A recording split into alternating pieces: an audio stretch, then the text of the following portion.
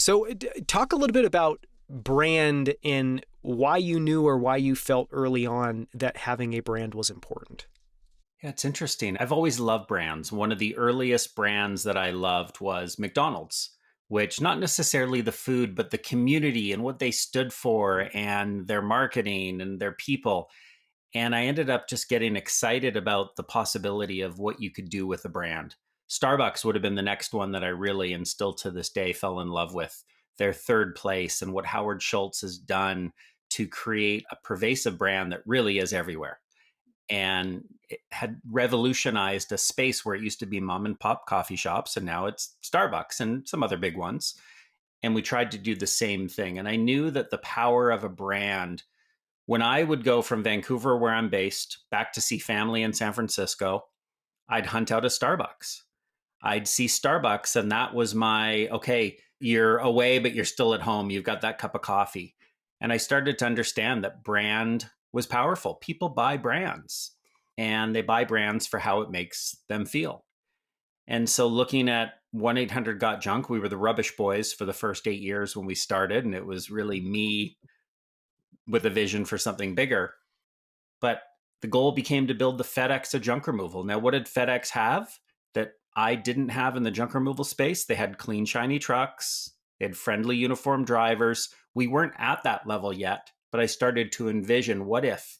Can you imagine if it could or when it would look like FedEx in terms of the level of professionalism, what that would do for our customers who would end up using us all over Canada, Australia, the United States? There's power, great power in building a brand. How do you think about it, what a brand is? Even hearing you describe FedEx there, it sounds like in some ways you can think about a brand as a promise, and it's your job to then deliver on that ruthlessly every single time.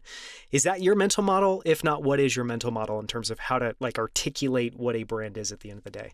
Yeah, you almost took the words out of my mouth. I always say a brand is a selection of promises that we make and keep.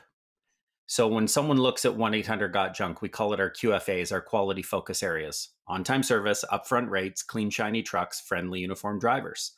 Our franchise owners in the early days would say, why do you care so much about clean, shiny trucks?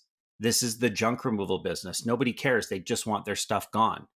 They understood the friendly, uniformed drivers. They could see how that could make an impression. But I would explain that when you see a dirty junk truck out there that isn't looking great, it doesn't give you that first impression that these people are people you can trust. These are people who know what they're talking about. I used to be inspired by FedEx, knowing that, and still to this day, you do not see dirty FedEx trucks out there. They have a rule and policy that they will actually take it off the road if it's, scratched, dented, dirty. And you might see a dented FedEx truck getting towed, but you're not going to see one driving. And that relentless drive to preserve the brand that FedEx used to say, and clearly I'm a fan, but they used to say the world on time when it absolutely positively has to get delivered overnight. And I remember that feeling of you would FedEx something, you'd use it as an actual term, a verb. You knew when you needed to depend on something getting delivered, you'd call FedEx.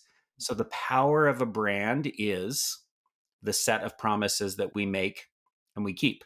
Now, let's be clear, plenty of people try and build a brand and make a lot of promises. But what happens when they don't keep them? The brand doesn't thrive and ultimately dies. Yeah.